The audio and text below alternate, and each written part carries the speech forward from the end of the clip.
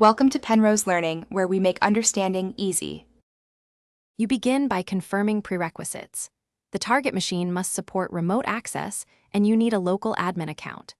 Once done, enable the built-in remote service in Settings or System Preferences and apply a strong password for the account. You should install the official remote client on your local device now so you can test immediately. Make sure to pick an option that matches your OS.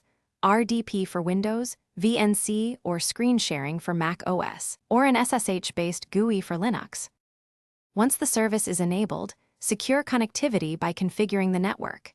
You can use a VPN for safer access, or open and forward the remote port on your router. For RDP, the default is 3389. Then update firewall rules to allow the remote service and the client through. You should enable network-level authentication, or SSH keys, to reduce brute force risk, and make sure encryption is enforced so credentials and screen data stay private while traversing the network.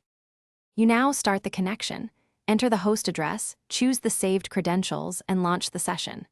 Once connected, adjust display resolution, audio redirection, and shared drives to suit your workflow so performance is optimal. Save the session profile for quick future use and document the connection details. If things go wrong, the most common fix is to verify the host IP, port forwarding, and that the remote service is running. Restart the remote machine or router, and recheck firewall rules.